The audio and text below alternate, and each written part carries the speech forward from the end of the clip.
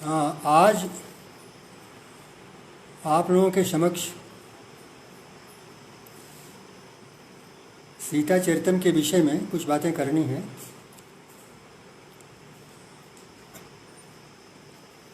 वस्तुतः महत् दुःखम् एतत् यत् साम्प्रतं रेवाप्सा द्विवेदिनः न सन्ति।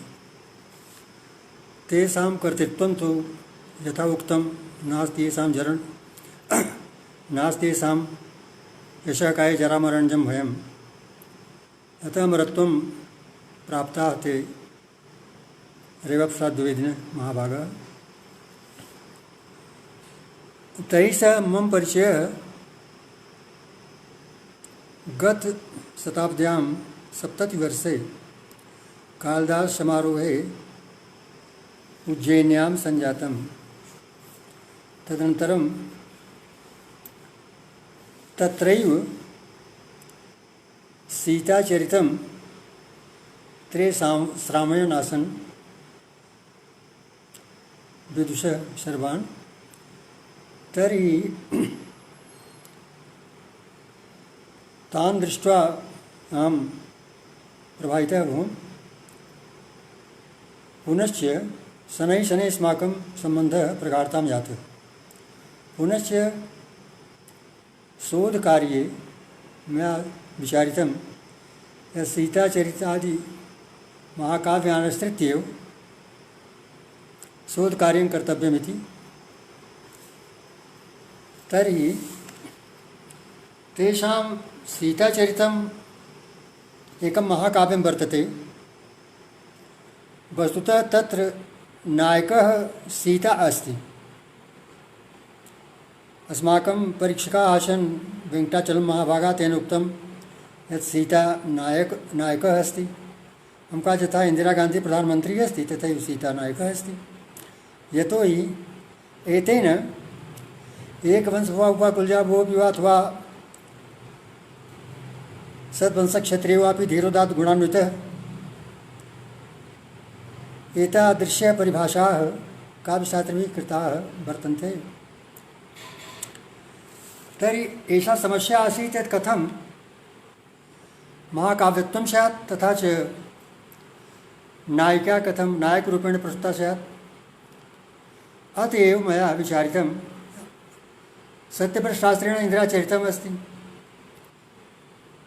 गङ्गासागरीयम् अस्ति एकस्य शुक्लमहोदयस्य, तत्रापि नायिका गंगा वर्तते।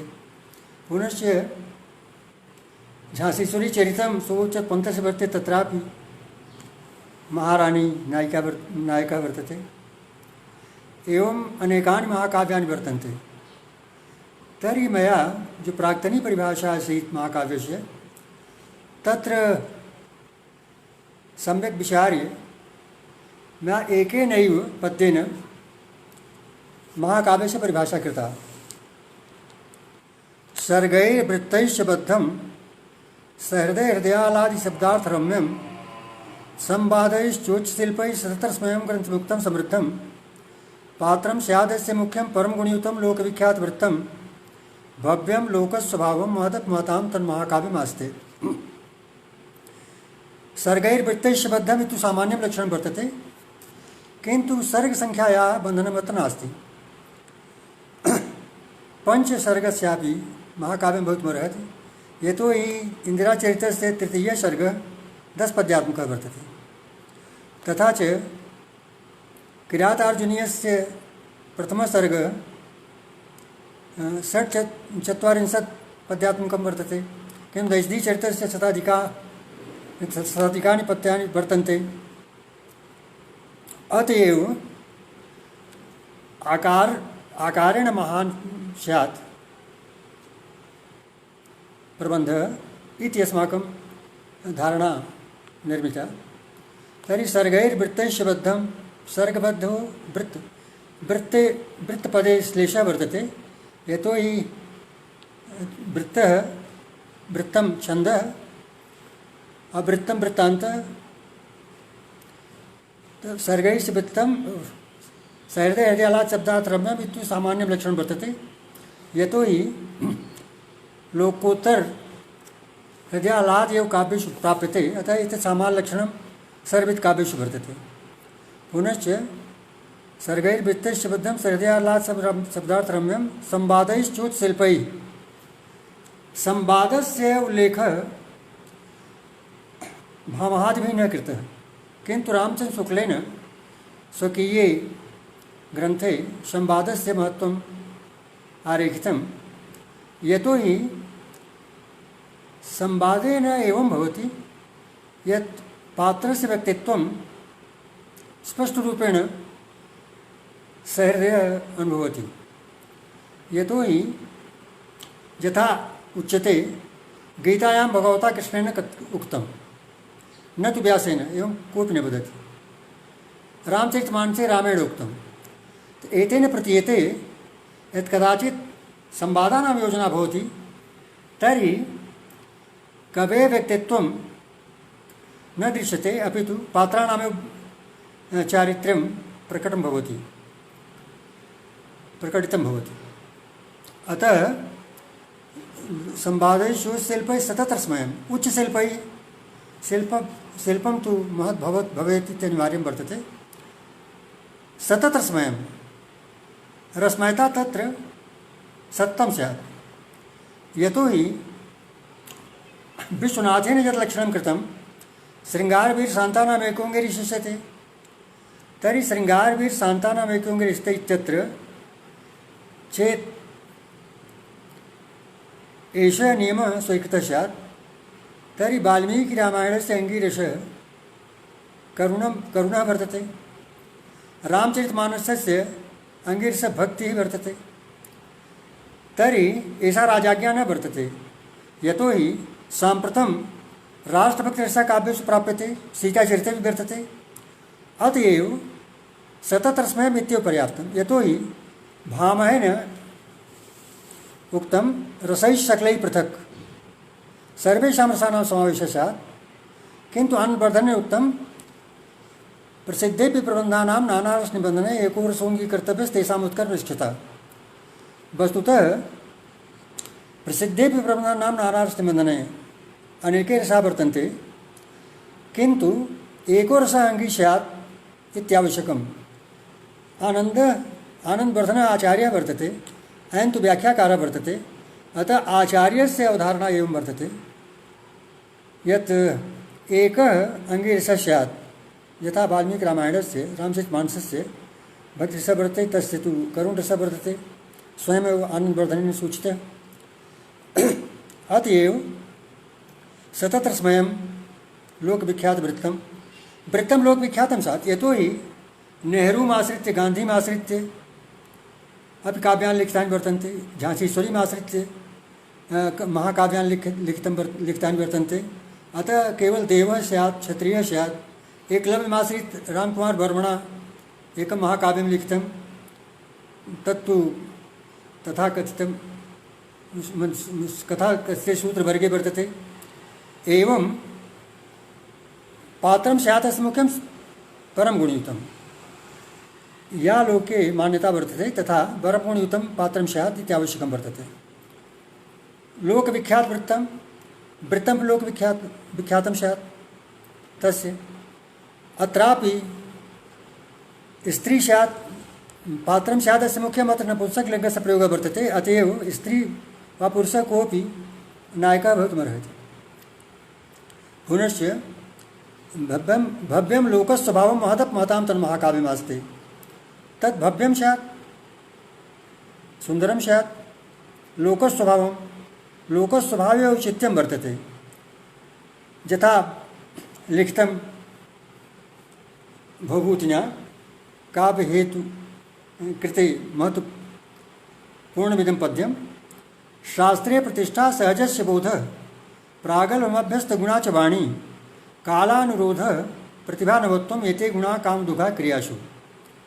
वस्तुतः अत्र मालतीमाधवे तृतीये अंके 11 अयं श्लोकः पद्यम् एतद् वर्तते।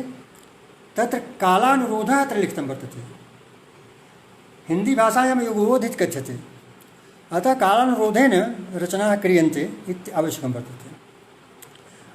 इदमेव औचित्यम्, अनौचित्यादृते नान्यरसभङ्गस्य कारणं देशं कालं विचिन्त्य तदा रचना कर्तव्या, यतोहि यस्मिन् काले रचना क्रियते तस्य कालस्य कृते सा रचना उपयोगिनी स्यात् इत्यावश्यकं वर्तते। तर्हि भव्यं लोकस्वभावं महदत् महतां तन्महाकाव्यं नास्ति। भव्यं लोकस्वभावं महदत् महताम् आकारेण महत् स्यात् महाकाव्यं, महतां महतां जनानाम् आश्रित्य स्यात्। एवं जनानां महतः जनान् आश्रित्य प्रणीतं स्यात् इत्यावश्यकम्। एतेन आधुनिकानि महाकाव्यानि सर्वाणि मदीया या परिभाषा वर्तते तस्याम् अन्तर्गर्भितानि भवन्ति। सीताचरितं, जानकीजीवनम् अथवा अन्यानि महाकाव्यानि यानि वर्तन्ते ते सर्वे आधुनिकानि महाकाव्यानि अस्यां परिभाषायां स्वकीयं महत्त्वं प्रमाणयन्ति। सीताचरितस्य प्रथमं तु सीताचरितं तस्य महाकाव्यस्य नाम आसीत्, किन्तु द्वितीये संस्करणे द्विवेदिना उत्तर सीताचरितम् इति कृतं। वस्तुतः सीतायाः उत्तरं चरितं तत्र चित्रितं वर्तते। अत एव तत्र अस्मिन् महाकाव्ये तेषां बह्व्यः रचना वर्तन्ते। स तु महान् काव्यशास्त्री वर्तते, कविश्च वर्तते। तस्य बहूनि काव्यानि वर्तन्ते। एकं तु स्वातन्त्र्यसम्भवं यद् वर्तते तत्तु राजतरङ्गिणी सदृशं महाकाव्यं वर्तते, यतोहि तत्र राजेन्द्र प्रसादतः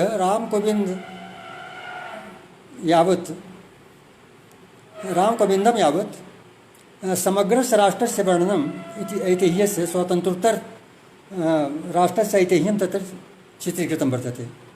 पुनश्च कुमारसम्भवस्य अष्टसर्गाः एव स्वीक्रियन्ते सुधीभिः, यत् कालिदासेन रचितं वर्तते। तत्रापि तस्य पूर्तिः तेन कृता रेवाप्रसादेन कुमारविजयम् इति कृत्वा। तदपि एकं महाकाव्यं वर्तते। शरभङ्गं, शरशय्या, शकटारं, मतान्तरं, रेवाभद्रपीठं, बहूनि काव्यानि वर्तन्ते। वस्तुतः सीताचरितमाश्रित्य किञ्चित् वक्तव्यं वर्तते। अत एव मासेन कार्यक्रमः भविष्यति। अत एव तत्र सर्वे परिचयं श्री रेवाप्रसाद द्विवेदिनः दास्यन्ते। अत एव मया सीताचरितमाश्रित्य एवम् उच्यते। संक्षेपेण तस्य परिचयः एवं वर्तते यत् विगतशताब्द्यां 35 ईस्वीये वर्षे रेवायाः तटे स्थिते नादेर नामके स्थाने तस्य जन्मभवत्। यत् स्थानं मध्यप्रदेशराजधान्याः समीपं वर्तते। नर्मदाप्रसाद द्विवेदी यस्य पिता आसीत् स लेखपालः आसीत्, किन्तु भूगर्भशास्त्रस्य ज्योतिषशास्त्रस्य विद्वान् आसीत्। अस्य मातापि साक्षरा आसीत्। तेन लिखितम् आद्यं गुरुं पितरमेव पुरा नतोऽहम् आद्यां च लेख जननीं जननीमपि स्वान्। व्यक्तिविवेकस्य मंगलपद्ये अनेन लिखितम्। एतेन प्रतीयते यत् अक्षरारम्भः मात्रा कृतः, पुनश्च किन्तु दुर्भाग्यवशात् 8 वर्षस्य अवस्थायाम् अस्य पिता दिवङ्गतः। तदनन्तरं 6 मासानन्तरम् अस्य मातापि दिवङ्गता। तर्हि अस्य मातुलः शालिग्राम परसाई इति नामकः आसीत्। स संस्कृतस्य परमभक्तः आसीत्। तेन अस्य पालनं कृतं। तत्रैव गाडरवाडा नरसिंहपुर मण्डले। अनेन मध्यमां परीक्षाम् उत्तीर्य पुनश्च काशीहिन्दुविश्वविद्यालये शास्त्रिकक्षायां प्रवेशं गृहीतवान्। तत्र तस्मिन् समये काशीहिन्दुविश्वविद्यालये महादेव शास्त्री नाम का आचार्य प्रसिद्ध विद्वान् तत्र अध्यक्षः आसीत्। तद् विषये स्वयं व्यक्तिवेक् टीकायां लिखति रेवाप्सादः। एतत् कथनम् आवश्यकं वर्तते यतो हि एते महान्तः विद्वांसः ये वर्तन्ते तेषां गुरून् प्रति जनकौ प्रति कीदृशी पितरौ प्रति कीदृशी श्रद्धा वर्तते इति प्रेरणार्थं मया उच्यते। तेन लिखितं महादेवशास्त्रविषये मल्लिनाथमिव प्राज्ञं श्रीहर्षमिव निर्भयं लोचनस्य विधातारम् इव भावित संविदं बाणदंड जगन्नाथै समं वाचा विजृंभणे पांडेय श्री महादेव शास्त्रीति जगति श्रुतम्। यद्यपि चर्मावस्थायां स सन्यासी अभवत्, पुनश्च शंकराचार्य पदे अधिष्ठा आसीत् वाराणस्याम्। अपरस्य गुरुः आसीत् रामकुमार मालवीय। येन मालवीय चरितं महाकाव्यं लिखितं वर्तते, तस्यापि मया समीक्षा कृता मद्ग्रन्थे वर्तते। मल्ल तस्य परिचयं दत्तं। मल्लः शरीरेण हृदा मदीयान् सारल्य सौजन्य निर्महीयान् कविर्महान् राम कुबेर नामा स मालवीयश्च बुधो गरीयान्। पुनः भक्ति गुरु मदीयौ शिवराज धान्यां काश्यां तदीशामिव शुद्ध सत्वौ रेवा प्रसाद सकृतौ महिम्नां हिंदीमयं भाष्यमिदं व्यतानीत्। एवं गुरूणां प्रति महती श्रद्धार्थ वर्तते। एवं प्रतीयते यद्यथा स्वगुरोः वर्णे तेन व्यलेखि मलिनाथमिव प्राज्ञं श्रीहर्षमिव निर्भयं लोचनस्य विधातारम् इव भावित संविदं बाणदंड जगन्नाथै समं वाचा विजृंभणे पांडेय श्री महादेव शास्त्री इति जगति श्रुतं चेत् अत्र अन्तिमे पादे रेवाप्साद् द्विवेदिनः उल्लेखः क्रियेत तर्हि सर्वमपि घटितं भवति। यतोहि यथा अस्य गुरोः वर्णनं वर्तते अनेन कृतं तथैव अयमपि विद्वान् आसीत् मल्लिनाथमिव प्राज्ञम्। अनेन सर्वे काव्यशास्त्रीयाः ग्रन्थाः सम्पादिताः। प्राक् तत्र सर्वेषां कृतिः आश्रित्य तेन टिप्पण्यः अपि कृता कारिकासु। एतेन एतस्य महत्त्वं स्वयमेव आरोपितं भवति। वस्तुतः प्रथमं महाकाव्यं सीताचरितमेव वर्तते। तदनन्तरं युथिका नाटिका एका लिखिता आसीत्। ततः रघुवंशस्य दर्पणटीकायाः सम्पादनं तेन कृतं। हेमाद्रे रघुवंश दर्पण अस्मिन् शोधप्रबन्धे अयं रायपुर विश्वविद्यालयस्य प्रथमः शोधोपाधिधारी PhD इति उपाधिः अनेन गृहीतः। यद्यपि महत्त्वं यत् रायपुर विश्वविद्यालयस्य प्रथमः अयं शोधोपाधिधारी वर्तते। साम्प्रतं सीताचरितम् अथवा वर्तमान नाम वर्तते उत्तर सीताचरितम्। यद्यपि पद्येषु किमपि परिवर्तनं न वर्तते, केवल नाम परिवर्तनं वर्तते, तर्हि प्रथमः सर्गः एवं वर्तते। प्रथमे सर्गे राष्ट्रपति निर्वाचनम् इत्यस्य वर्णनं वर्तते। अर्थात् रामस्य निर्वाचनं भवति यदा वनवासव्रतं पूर्णं कृत्वा आयान्ति तदा। पुनश्च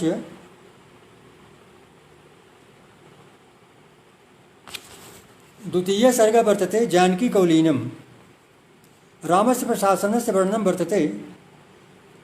यदा सीता गर्भवती जाता तर्हि केनचित् गुप्तचरेण सूचितं यत् जनता शङ्कालुः वर्तते, यतोहि बहु दिनं यावत् रावणस्य पार्श्वे स्थितापि सीता तेन गृहीता। अतः तेन जानकी परित्यागस्य भावना कृता। अत्रापि ध्यातव्यं राजशेखरेण लिखितं वर्तते यत् शास्त्रपूर्वकत्वात् काव्यानां शास्त्रेषु अभिनवेशेत् तदैव तत्त्वार्थार्थम् अध्यक्षयन्ति एवं लिखितं वर्तते। वस्तुतः भवभूतिनापि लिखितं शास्त्रे प्रतिष्ठा सहजस्य बोधः। तो शास्त्रज्ञानं कवौ आवश्यकं भवति, यतो हि शास्त्रदिशा समग्रायां रामकथायां विचारे शास्त्रम् अंगान् वेदाश्चत्वारो मीमांसा न्यायविस्तरे धर्मशास्त्रं पुराणं च विद्या एता चतुर्दश एता चतुर्विद्या और मीमांसा न्याय विस्तर अत्र विस्तर शब्द प्रयोगेण अन्यानि दर्शनानि वर्तन्ते। तर्हि शास्त्रे चेत् प्रतिष्ठा वर्तते तर्हि पौराणिकं यत् कथानकं वर्तते तदपि न त्याज्यं। यतो हि देवासुर संग्रामे यदा विष्णुना चक्रं चालितं तदा एतादृशी स्थितिः आसीत्। भृगोः पत्नी मध्ये आसीत्, राक्षा ताम् आवृत्य स्थिता आसन्। तर्हि भृगोः पत्न्याः अपि शिरच्छेदः सञ्जातः। अतः भृगुणा शापः दत्तः यत् विष्णुः त्वं मम लोके मर्त्यलोके आगत्य अत्र निरन्तरं पत्नी वियोगी भव, यथा अहं पत्नी वियोगी तथा त्वमपि भव। एतदपि वर्णनीयं वर्तते। यतो हि पत्नी वियोगः भविष्यत्येव, यतो हि ऋषेः शापः वर्तते। द्वितीय प्रसंग एवं वर्तते। यतो हि एकः श्रवणकुमारः आसीत्, तस्य पितरौ अन्धौ आस्ताम्। तर्हि जलग्रहणार्थं यदा गतवान् तदा दशरथेन शब्दवेदिन्या बाणेन तस्य हत्या कृता। यदा जलं गृहीत्वा दशरथः तम् उपैति तौ उपैति तर्हि अन्धमुनिना शापः प्रदत्तः यद्यथा अहं पुत्रवियोगे कालकवलितं भवामि तथैव तवापि दशा स्यात्। एकः प्रसङ्गः एवं वर्तते। यतो हि रावणस्य आतङ्केन समग्रा धरा विकम्पिता आसीत्। तर्हि पृथिवी धेनुरूपा सती ब्रह्मणा साकं विष्णुलोकं गतवती। तर्हि ब्रह्मणा उक्तं यद् इयं समागता वर्तते, विकम्पिता वर्तते रावणातङ्कात्, अतएव तत्सरक्षणार्थं भवतां जन्म स्यात्। विष्णुं स्तुतवान् सर्वं। तदनन्तरं तेन उक्तं, तेन विचारितमपि, यतो हि दशरथस्य जन्मपत्रिकायां तु पुत्रप्राप्तिरेव नास्ति, असम्भवम् एतद् वर्तते। अतएव तत्रैव जन्मग्रहणम् उचितं भविष्यति। क्योंकि यतो हि भगवतः जन्म न भवति, ते तु स तु प्रकटः भवति। तमद्भुतं बालकं जेक्षणं यथा श्रीमद्भागवते लिखितं वर्तते, चतुर्भुजरूपेण तस्य प्राकट्यं भवति। भवन्तः जानन्ति यद् यदा एतादृशाः शापाः वर्तन्ते तथा च अभ्यर्थना वर्तते, तेन आशासनं प्रदत्तं यत् अहं रावणवधार्थं दशरथपुत्ररूपेण आगमिष्यामि। यथा रेखागणिते भवति, त्रिभुज के तीनों अंतर कोणों के दो समकोण बराबर होता है, तो किसी प्रकार से करिए, लेकिन वो 4 समकोण नहीं हो सकता, 1.5 समकोण नहीं हो सकता, वो 2 समकोण के बराबर ही होगा। इस तरह से जो शास्त्र के कवि है और शास्त्र का ज्ञाता कवि है, जो चतुर्दश विद्याओं का ज्ञान रखता है, वो कभी शास्त्र के विरुद्ध नहीं लिख सकता। अगर सत्यम पद लिखा है तो नायक सत्यवादी ही होगा। आराष्ट्रे राजन्य सूर्य सभ्य व्याधि जायता में लिखा है तो वो वीर ही होगा, नायक जो वर्णित होगा। इस तरह से राष्ट्र के प्रति अनुराग होगा निश्चित रूप से उसका। तो ये सारी चीज़ें ऐसी हैं जो कि शास्त्र में जो कही गई हैं। तो अगर ब्रह्मा को वचन दिया है, अब आप कल्पना करिए कि अगर वहीं प्रकट हुए भगवान चतुर्भुज रूप में, तो क्या ऐसा नहीं हो सकता कई को नहीं मालूम है कि ये भगवान माने विष्णु हैं, अवतरित हुए हैं? तो निश्चित रूप से जब राज्याभिषेक का प्रसंग आया होगा तो राम ने कहा होगा, माँ तुम तो जानती हो कि मैंने ब्रह्मा को वचन दिया है। कोई सामान्य की नहीं, कोई दोस्त यार, कोई देहाती आदमी हो और उसके मित्र हम उसको कहें हो कि ऐसा करेंगे, वो तो टाला भी जा सकता है, उससे कुछ बहाना बनाया जा सकता है। लेकिन आप ये बताइए कि ब्रह्मा को जिसने वचन दिया हो अपने बेटे को, जो सारे सृष्टि करता है, तो कैसे अपने अपने अपने आश्वासन को बदल सकता है?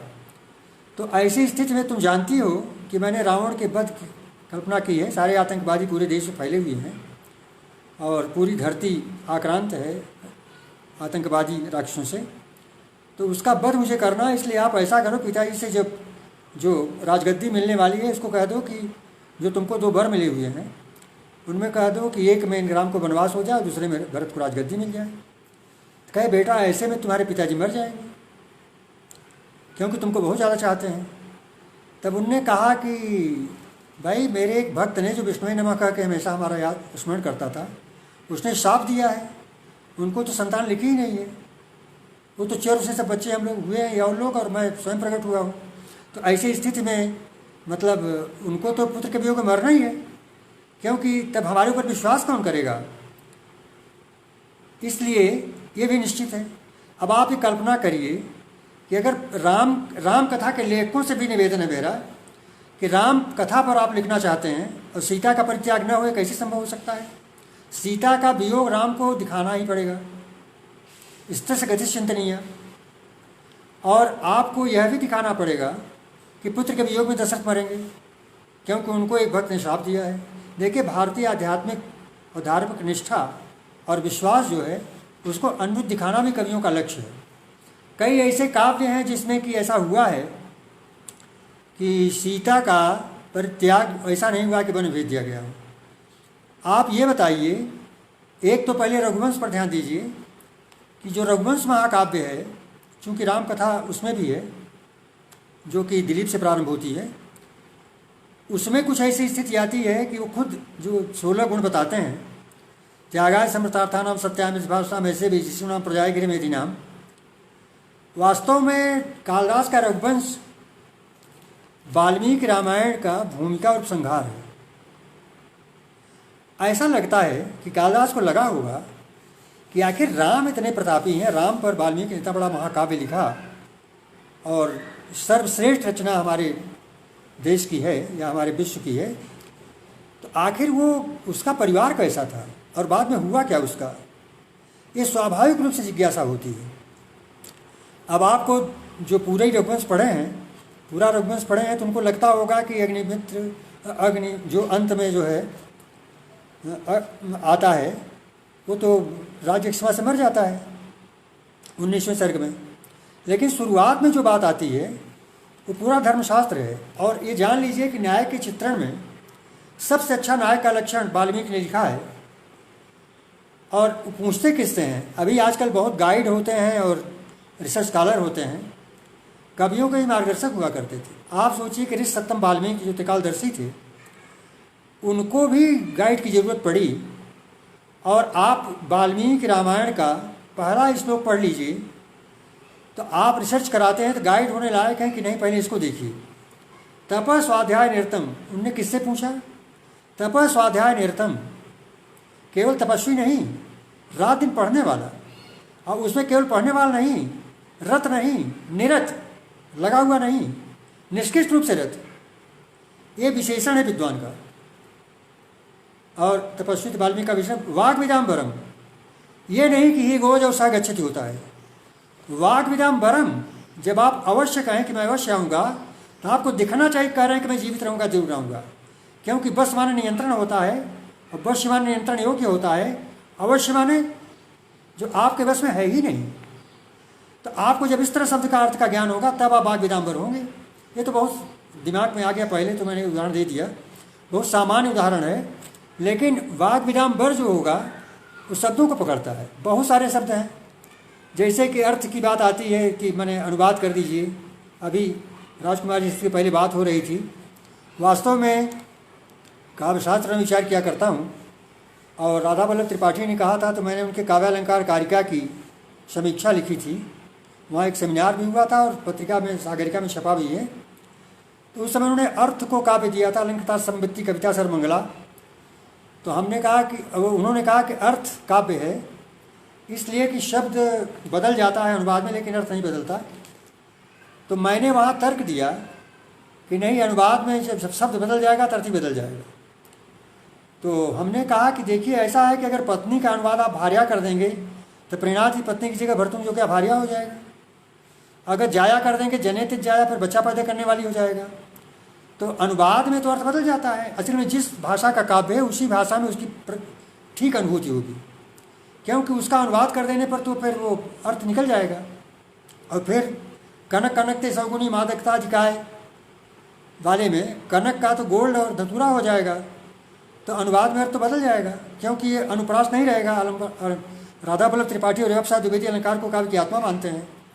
तो अगर अनुवाद में अर्थ काव्य तो रहता है, तो ऐसी स्थिति में तो फिर अलंकार अनुप्रास मर जाएगा।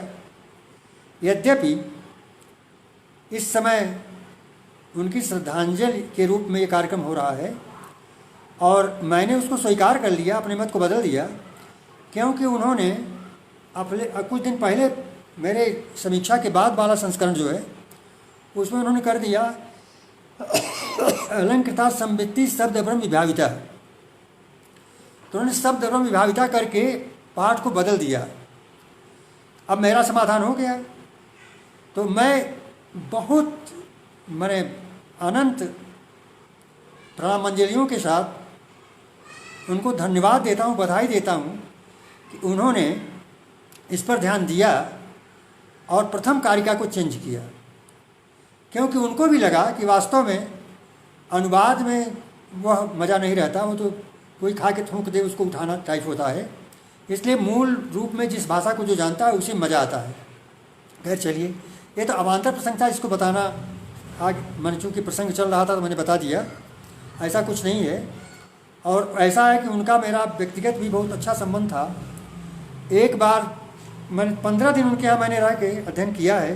डुमराव कॉलोनी में रहते थे और शोभा और ये चाय ले आके नाश्ता हमको देते थे और अपने साथ बैठ करके भोजन कराते थे 15 दिन तक। और मैं डॉक्टर राम शुक्ल मेरे फूफा जी हैं जो बहुत बड़े विद्वान, अभी पद्मश्री मिला है उनको, उनके यहाँ रहता था, दिन भर इनके पास रहता था। शाम को कभी करपात्री जी के पास, कभी महादेव शास्त्री जो शंकराचार्य हो गए इनके पास जाते थे। तो उससे बड़ा लाभ मुझे हुआ और मुझे आश्चर्य होता कि रेवा प्रसाद द्विवेदी ऐसे विद्वान थे कि 15 दिन में वो जो पोस्ट ग्रेजुएट अंडर ग्रेजुएट का मेरा जो कोर्स है, ऐसा लगा कि पूरा उन्होंने पढ़ा दिया, क्योंकि कुछ पढ़ता तो था ही मैं।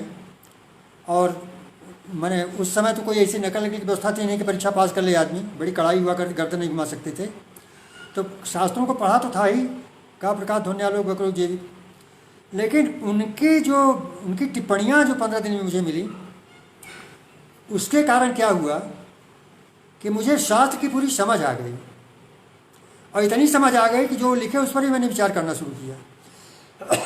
तो ऐसा है कि उनके मेरे अगर मुझे कुछ आता है, थोड़ा बहुत समीक्षा करने की क्षमता है, तो रेवा प्रसाद द्विवेदी के कारण है। और इस समय आंसू भर के मैं कहना चाहता हूँ कि वैसा विद्वान अब क्या मिलेगा कभी किसी को। जितनी आत्मीयता से भोजन कराते थे, जितना बढ़िया पढ़ाते थे वो, और जितना उनका अधिकार था, एक वही ऐसे व्यक्ति मिले, किसी बात की किसी शास्त्र की किसी चर्चा करिए तो दर्शन की भी और काव्यशास्त्र की किसी ग्रंथ की, तो उसको बड़े पंक्तियाँ उद्धृत करके बोल देते थे, इतना स्मरण शक्ति उनकी अच्छी थी।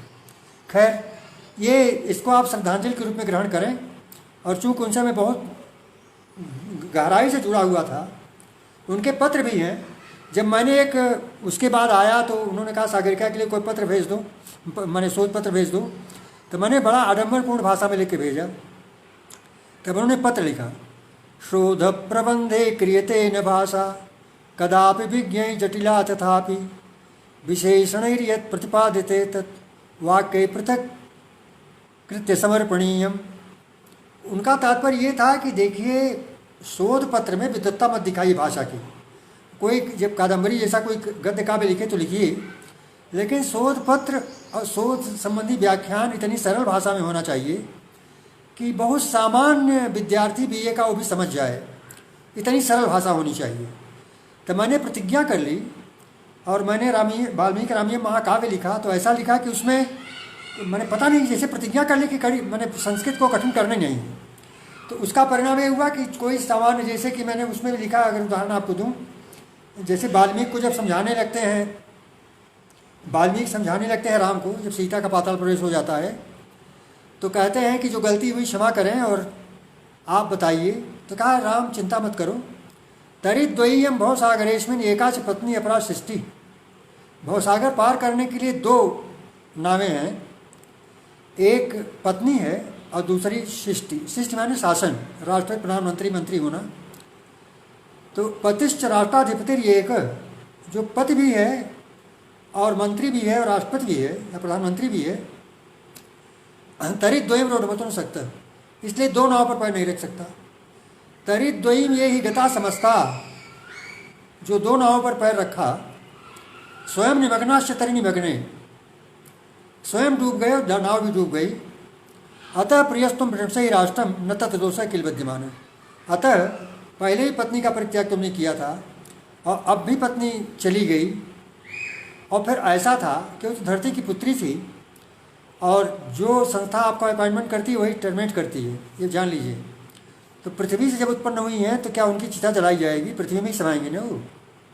तो कुछ दिमाग नहीं लगाते लोग और कुछ भी आलोचना करना शुरू कर देते हैं। वास्तव में जब पत्नी और बच्चों के प्रति ममता होगा तो कुछ ऐसे पुत्र पैदा करेगा, इतना ममता होगी कि वही राष्ट्र प्रधानमंत्री बनेगा, हमारा पुत्र ही। राजतंत्र तो है नहीं इस समय। उन्होंने क्या किया कि अच्छी शिक्षा दीक्षा के लिए भेज दिया। आप बताइए कि अगर सीता का उन्होंने परित्याग कर दिया, अगर पटवारी का लड़का कलेक्टर बन जाए और पत्नी को बंगौल IIIT में भेजा था लेकिन बाद में IAS हो गया, पत्नी के साथ बेटी को भेजा था लेकिन वो कलेक्टर बन गई, अपना पूरा वेतन भेज दिया करता था। आज भी कम से कम 1000 परिवार बड़ी बड़ी मेडिकल और माने इंजीनियरिंग संस्थाओं में अपनी माँ के साथ बच्चे बच्चियाँ रहते हैं जो छोटे हैं, जिससे कि अच्छी शिक्षा दीक्षा प्राप्त कर सकें। तो वाल्मीकि का आश्रम जो था, सात्विक वातावरण, आप सोचिए कि आप अनुभव करेंगे कि AC में रह करके और बिल्कुल तामसी वातावरण में और बहुत अच्छा भोजन करके और सुख सुविधा से रहकर 1 मिनट भी अगर बिजली चली गई तो जीना मुश्किल हो जाता है। ऐसा जीवन विचार करके कैसे कोई रह सकता है? तपस्या के जहाँ वहाँ कैसा था?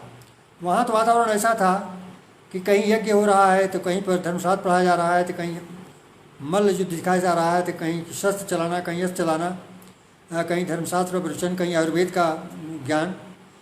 ऐसा हुआ था कि मेरा जो ज्ञान मैंने वाल्मीकि रामायण है उसमें जब 3 दिन बाद ही जब वाल्मीकि आश्रम में पहुंच जाती हैं तो वाल्मीकि के आश्रम की स्थिति को देख करके सीताराम से कहती हैं कि स्वामिन अद्य न कथ्यमस्ते हृदय मन मानसे विद्यते चेदाज्ञा भवतो भवे तदि वक्त इच्छा में। हम कुछ मैं कहना चाहती हूँ।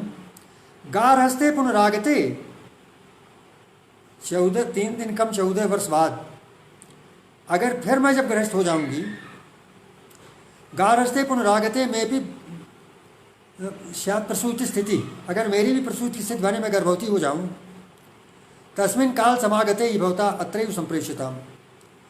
ऐसा करिएगा कि अगर 14 वर्ष बाद जब वनवास की अवधि पूरी होगी और तब इस आश्रम में ही मुझे भेज दीजिएगा जब मैं गर्भवती हो जाऊं, क्योंकि यहाँ बहुत अच्छी शिक्षा दीक्षा दी जाती है। तो हमारे काम में तो उन्होंने वही प्रतिज्ञा करा ली है उनसे। तो उन्होंने कहा कि भाई माताएं कैसे स्वीकार करेंगी? तो कहा कि आप कूट रचना में बहुत प्रवीण हैं, आप ही ने तो कई से कहा था कि माँ श्रवण कुमार के पिता ने शाप दिया है, पिता को तो बिना उसके मेरे गए पुत्र के वियोग में ही भरना है, तो अगर मेरा वनवास नहीं होगा तो कैसे ऐसा होगा?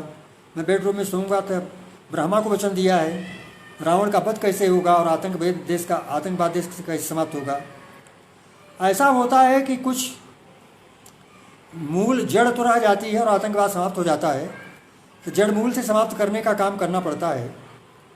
तो इस तरह से मतलब पूरे देश के आतंकवादियों को पहले समाप्त करके आतंकवादियों को और उसके बाद फिर आतंकवाद के संचालक को समाप्त करने पर यह आतंकवाद समाप्त होता है। बैर का डाल काटने से आतंकवादियों जो आ जाते हैं देश में, घुस जाते हैं, तो अगर किसी बैर का पेड़ बगल में है उसकी डाल काट देंगे, फिर से चढ़ के और बढ़ के आएगा। तो असल में मूल को ही जाके किया जाए, जैसा कि कुछ दिन पहले सर्जिकल स्ट्राइक वगैरह हुई थी। मैं राजनीतिक वक्तव्य नहीं दे रहा हूँ, लेकिन ऐसा है कि मूल को समाप्त करने पर ही समाप्त होता है। और प्रमुख रूप से उन्होंने जो आश्रम में भेजा अच्छी शिक्षा दीक्षा के लिए, और जो लोग आरोप लगाते हैं कि सीता का परित्याग कर दिया, तो ये नहीं सोचते कि लवकुश के सामने दो सेनाएं, एक सेना अयोध्या यानी भारत की सेना थी, और दूसरी सेना राम के साथ आई थी ना, जिसमें कि सुग्रीव, जामवंत, हनुमान आदि सब थे, और एक अश्वमेध का घोड़ा छुड़ाना था, और 2 बच्चों से सारी सेना हार जाती है। मारते नहीं, वो सबको बेहोश कर देते हैं। जब राम जाते हैं तो उनसे भी युद्ध करते, उनको भी बेहोश शायद कर देते, लेकिन वाल्मीकि ने हस्तक्षेप कर दिया और कहा कि ये तुम्हारे पिता हैं, ऐसा मत करो। तब सब बात सीधी हुई। तो जो इतना समर्थ बन जाए शस्त्र शास्त्र में कि 24,000 श्लोक जिसको याद हो बच्चे को, और मैंने 2 सेनाओं को हरा दे, जो एक भारत राष्ट्र की सेना है, दूसरी रावण को मारने के लिए जो वानर वालों की सेना थी, दोनों को हराने की क्षमता रखता हो, तो ऐसे में आरोप लगाना उचित नहीं होता। तो शास्त्र को समझने के बाद ही ऐसा करना चाहिए। अब मैं इसको बताता हूँ। मैं थोड़ा बहक गया क्योंकि शोध छात्र भी बहुत सुन रहे होंगे और शोध कराने वाले भी सुन रहे होंगे, तो उनको ध्यान होना चाहिए कि समालोचना के पहले आप जानते हैं कि पक्षी के प्रति भी दया द्रवित होने की जहाँ प्रवृत्ति रही, मानव अंगों की तस्करता का केंद्र बन गई वहीं आई। और आप ये भी जानते होंगे कि राजशेखर ने अपने काव्य पुरुष को जब लटा दिया था, तो धूप आ गई, तो गंगा स्नान करने चली गई, तो उसनामन उनको उठा ले गए थे। तो बड़ी परेशान थी सरस्वती कि कहाँ मेरा बेटा चला गया। तो वाल्मीकि मिले, तो उन्होंने बताया कि देखिए शायद उसनामन ले गए होंगे। तो उनको वरदान दिया कि तुम कभी हो जाओ। और कुछ दिन के बाद उनको पता चला कि उन्होंने कौंच के वध के कारण एक श्लोक रचाया है, मान छा प्रतिष्ठा तमगम शाश्वती क्षमा यद क्रंच मिथमा देकर अवधि का मोहितम। तो उसको आशीर्वाद दिया राजशेखर की मीमांसा में कि ये जो इसके श्लोक को पढ़ेगा वो सारस्वत कवि होगा, मैंने श्रेष्ठ कवि होगा। वास्तव में संवेदना कविता का प्राण है और संवेदनशीलता से ही कविता बनती है। तो राजशेखर का जो कथन है कि अगर पक्षी के प्रति जो दया देव हो सकता है, वृक्ष वनस्पति वृक्षों काटे जाने पर भी जिसका माने गला रुक सकता है, दुखी हो सकता है, वही कवि हो सकता है। तो संवेदनशीलता ही कविता का प्राण है, और उसमें अनेक प्रसंग जो उपस्थित होते हैं वो तो कलात्मकता के लिए प्रस्तुत किए जाते हैं। तो इस तरह से अब आप देखिए कि मैं आपको बता रहा था इनके कथा का सार। 33 सर्ग में जानकी का परित्याग है विश्व मानव को निकलने के लिए। ध्यान रखिए कि वनगमन का प्रस्ताव स्वयं सीता करती हैं। और चतुर्थ सर्ग में ऐसा होता है जब जाने का तैयार होती तो उर्मिला वगैरह भी तैयार हो जाती हैं। वह प्रनिषिद्ध निर्गमा भवती मत व्यात्म क्षमा ऐसा कहती हैं। वहाँ तो द्विवेदी जी ने लिख दिया है कि तधर्म इति ध्रवष्टपा, अधर्म नाम का जो कानों को तपाने वाली श्रुति है इसको हटा दी जानी चाहिए। अधर्म क्या होता है अगर इनको भेजा जा रहा है, उर्मिला वगैरह कहती हैं। पंचम सर्ग में लवकुश का जन्म का वर्णन है, और षष्ठ सर्ग में जानकी की मुनिवृत्ति है। लवकुश के साथ आश्रम में तपस्वियों के साथ, वनस्पतियों के साथ उनकी बड़ी आत्मीयता है, उदार मातृत्व है, और उनका कृषि विवर्धनी रूप है। वहाँ जितना भी बगीचा है, खेती बाड़ी का काम वो करती हैं। तो इस तरह से एक कृषक पुत्री के रूप में बहुत सारा काम करती हैं। सप्तम सर्ग में विद्याधिगम है, जिसमें वाल्मीकि के पास वो लोग जाते हैं और सर्व स्वीकृत मिलती है, संध्या पूजन करते हैं, और गायत्री मंत्र वगैरह उनको दिया जाता है, फिर वो लोग पढ़ते हैं, और मुनि तो कभी तो एक साथ आ जाता है उनके अंदर। अष्टम सर्ग में लवकुश के सभी शास्त्रों का ज्ञान और घात प्रतिभात सच चलाने का ज्ञान कराया जाता है। नवम सर्ग में वाल्मीकि के आश्रम में एक सभा होती है, जिसमें वाल्मीकि भी आते हैं और जनक भी आते हैं। और वहाँ पर एक सभा होती है, तो उसमें क्या होता है कि लवकुश को जब देखा जनक ने, तो प्राप्तो नवाप्त प्रत्यय यथा, ऐसा कर लिखते हैं रेवाब सद्वेदी। कहते हैं कि जैसे कोई विद्वान हो, उसका कोई जो पंक्ति थी याद थी, भूल गई थी और याद नहीं हो रही थी, किताब नहीं मिल रही थी उसको, तो कोई विद्यार्थी आ गया तो उसको याद दिला दिया कि गुरु जी ऐसा है। तो उसी प्रकार से जो भूल गए थे कि सीता होगी भी कि नहीं होगी, तो हमको उसी तरह से बड़ा अच्छा प्राप्तो नवाप्त प्रत्यय जो उदाहरण दिया बड़ा अच्छा दिया है। कई बार ऐसा होता है कि विद्यार्थी योग्य जो रहता है वो श्लोक याद दिला देता है, तो इस तरह से वहाँ भी आता है। और वाल्मीकि के आश्रम में वाल्मीकि तो बहुत कुछ कहते हैं राम को कि खैर चलिए। फिर 10वें सर्ग में समाज मांगल्य है, जिसमें वाल्मीकि द्वारा लव कुश को समर्पण किया जाता है। और सीता परित्याग में कूटनीति की कल्पना करती है मैंने कैकेयी वगैरह, कि इसमें कुछ श्लोक मैं आपको सुनाता हूँ। सीता का चरित्र ही संभव है कि हो पाएगा, तो मैं आपको बताता हूँ। सीता चरित्र में नाट संधियों का पूरा पालन किया गया है।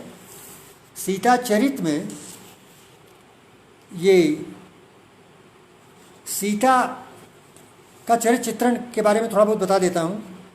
इस काव्य में सीता नायक हैं। इस काव्य में सीता नायक हैं और राम उनके पति हैं। और सीता के विशिष्ट चरित्रांकन से राम का उत्तर चरित्र इसमें गरिमा में उठा है। सीता के स्वतः प्रस्ताव की कल्पना इसमें आती है। तो सीता ढेरों दात गुणों से युक्त हैं, अपनी सास पति द्वारा प्रशंसित और समादृत हैं। जब वनवास का प्रसंग आता है तो कहती है, अस्तु में भवदीप सीता गतिर्गुत्र यत कुत्सित कान्य बने, विश्व मानव अशल्यताम ब्रजेत काम मध्य सह कीर्ति विस्तव। विश्व मानव अशल शल्य रहित हो जाए और जहाँ भी मेरी गति हो मैं चली जाऊँगी, लेकिन आपका काम होना चाहिए। तो फिर कहती हैं सीता माताओं के सामने कि याम मातर इतः स्वतस्ततो याम याम विपिन में व्यथा, कीर्तिकाय में तुम सुमानुषा मृत्योपनि जात विद्यति। माँ माताओं से कहती हैं कि माँ माताएं आप लोग ये देखें कि मुझे कोई कष्ट नहीं है, मैं आप बन चली जाऊंगी और परिवार के कीर्तिकाय की रक्षा के लिए मृत्यु से मैं नहीं डरती।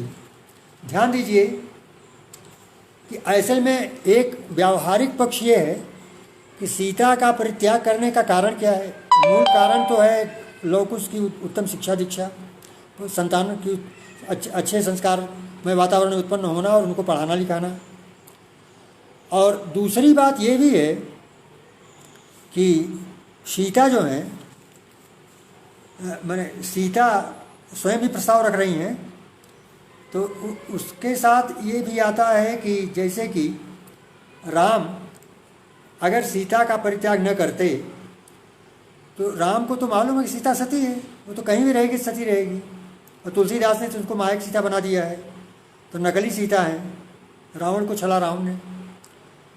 और लेकिन यहाँ जो राम है, ये जान लीजिए कि अगर सीता का परित्याग न करते तो यथा राजा तथा प्रजा के अनुसार अगर 4 महीने 6 महीने कोई स्त्री बाहर रहती फिर भी उसको रख लिया जाता, तो सभी स्त्रियां सीता की तरह सती हैं नहीं कि किसी के साथ रहें लिव इन रिलेशन में और उसके बाद फिर आए तो फिर रख लिया जाए।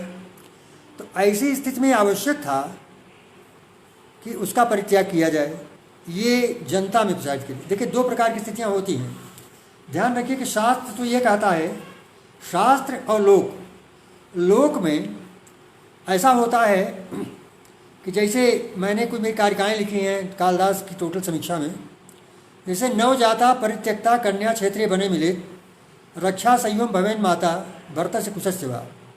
इसका तात्पर्य यह है कि नवजात कन्या परित्यक्ता क्षेत्रीय बने मिले, खेत में या जंगल में पड़ी मिल जाए तो उसकी रक्षा जरूर करना। हो सकता है कि भरत की माँ बने जो शेर के बच्चों का दांत गिने और अशोक को इतना प्रभावित करे कि वो अपना चक्र बना दे, अशोक चक्र, और आज तक राष्ट्र प्रधानमंत्री के लेटर पैड में हो और शेर के बच्चों को पकड़ करके एक साथ पकड़ा हुआ बांधा हुआ दिखाई दे। ऐसा भरत वीर हुआ जो सारी धरती को, जिसके नाम से राष्ट्र का नाम हुआ, और पूरी धरती कन्या कश्मीर से कन्याकुमारी तक और बाकी अफगानिस्तान तक सब एक किया। तो ऐसा वीर पुत्र होगा अगर जंगल में आकाश से फेंक दी कन्या की रक्षा की जाएगी, शकुंतला। और दूसरा ये है कि नवजाता और क्षेत्रीय खेत में अगर मिल जाती है तो खेत में अगर कोई कन्या मिल जाए तो उसकी रक्षा जरूर करना,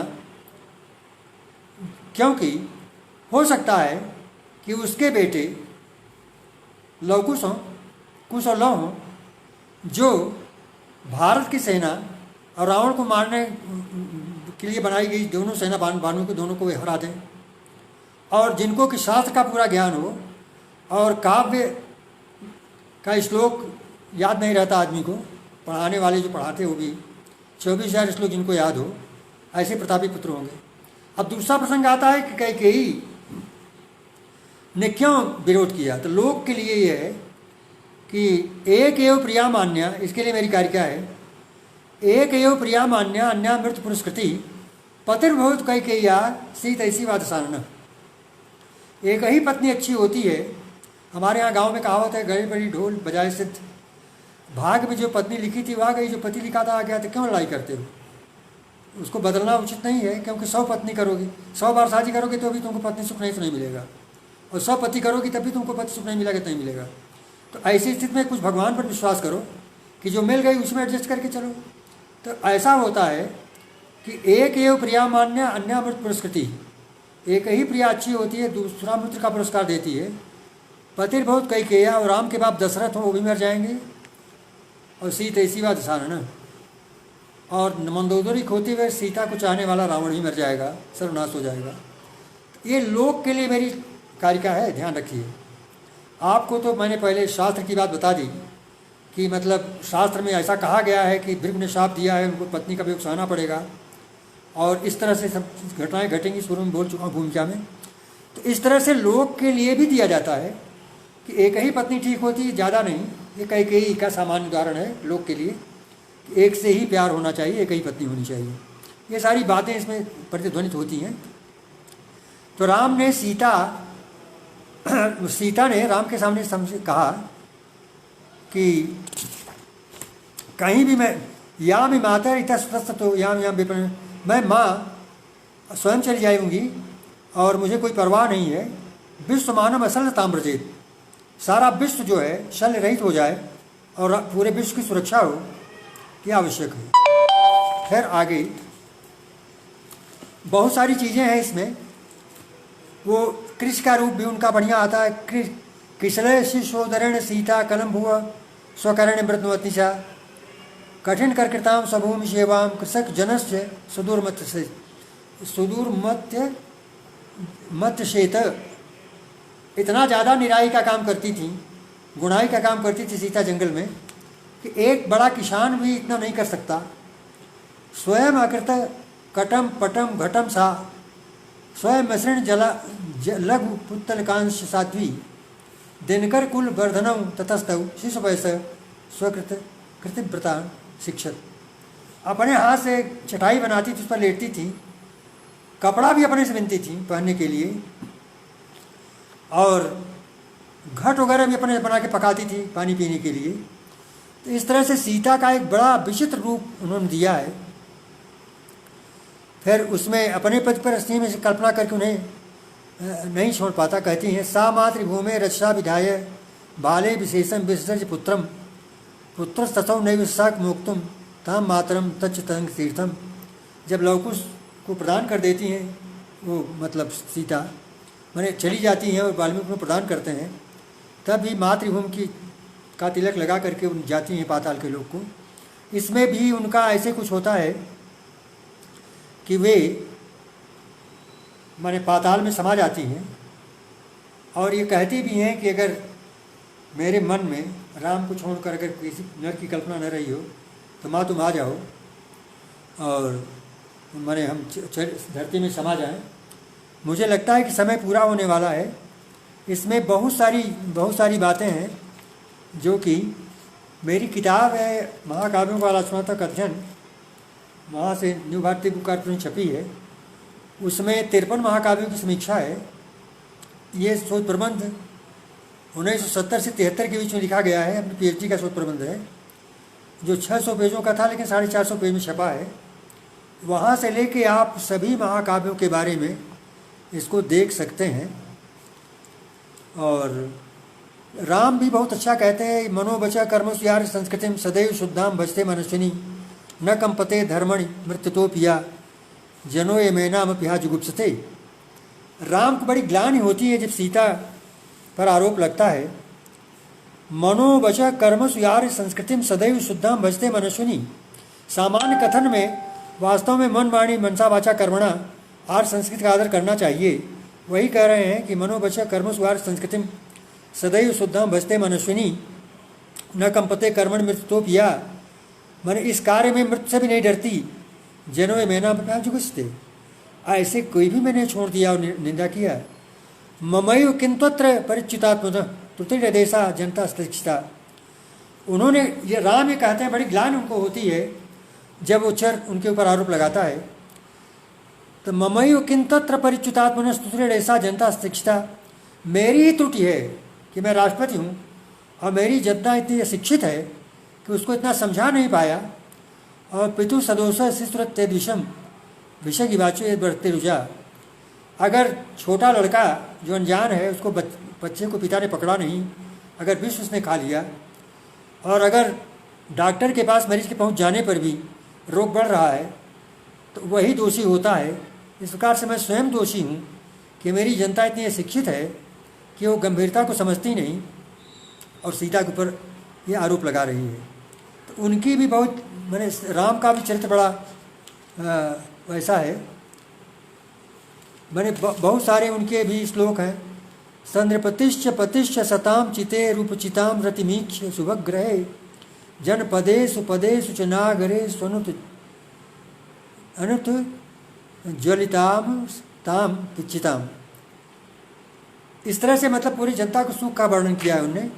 वाल्मीकि बहुत महत्वपूर्ण है। वाल्मीकि भी वहाँ सभा में कहते हैं प्रतिहत गतिरस्तु सा मनुष्य माँ मनुष्य पठत भगीरथ साहसस्य विद्याम अभिजन जनते सरस्वती नाम अमृत सरांश समर्पितो सैच।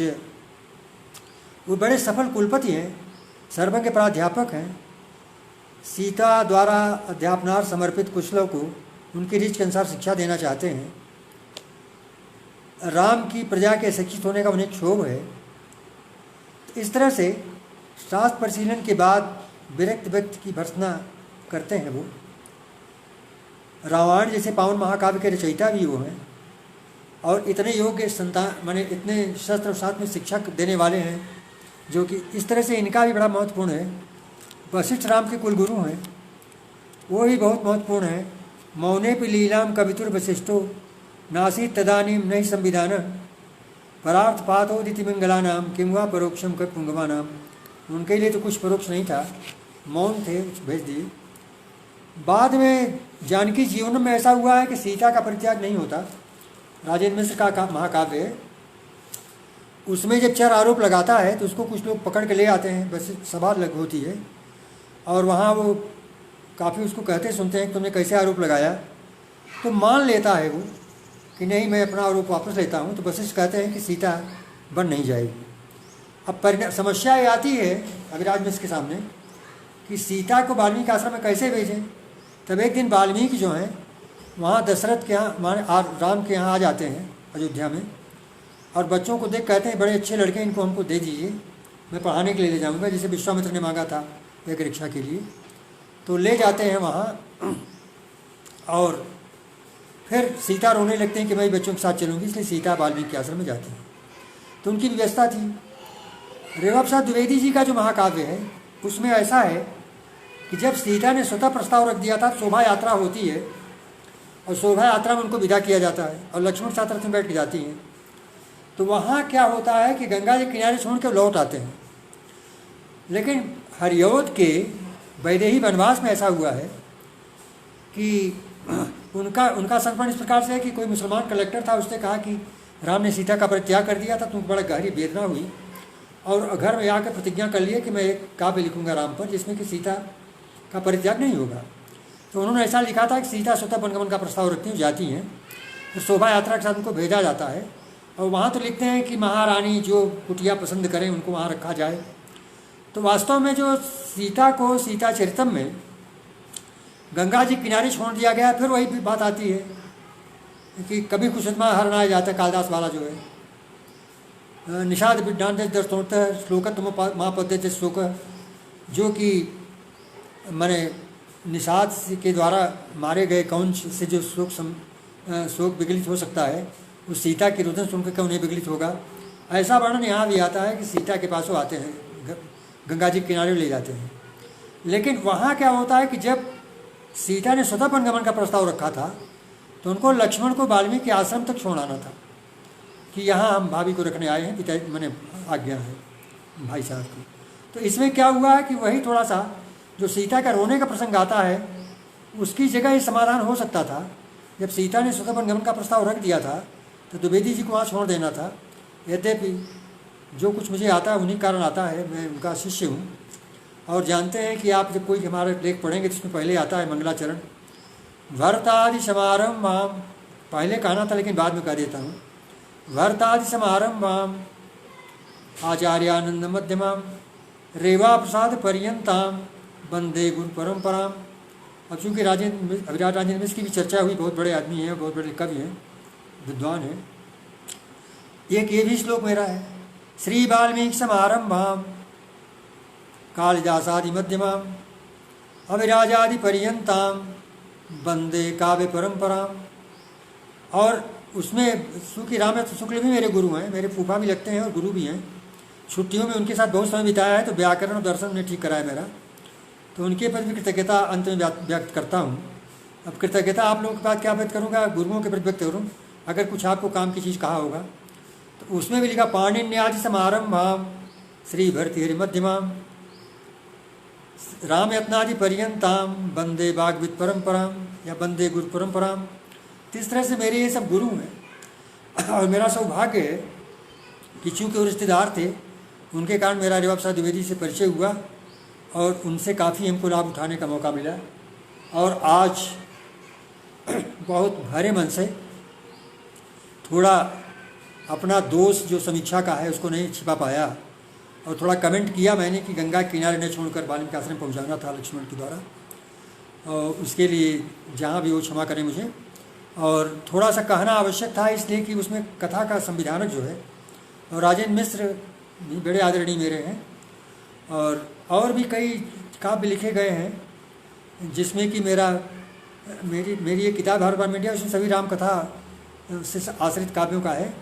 लेकिन उत्तर सीता चरितम पर भवभूज का और इनका रेवा प्रसाद द्विवेदी का और राजेंद्र मिश्र का तो पूरे पर है, इस तरह का है।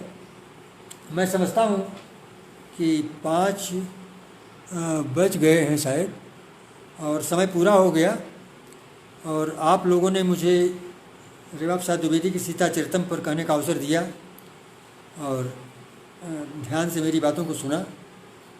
इसके लिए मैं आप लोगों को साधुवाद देता हूँ, और मैं आपको इसलिए भी साधुवाद देता हूँ कि मुझे कुछ कहने का अवसर दिया। आजकल लॉकडाउन में बैठे रहते हैं तो कभी कभी कुछ लोग कहते हैं तो कुछ बोल दिया जाता है। इन्हीं शब्दों के साथ परम श्रद्धेय रेवा प्रसाद द्विवेदी के प्रति अपनी प्रणामांजलि अर्पित करते हुए अपने वक्तव्य को विराम देता हूँ। धन्यवाद।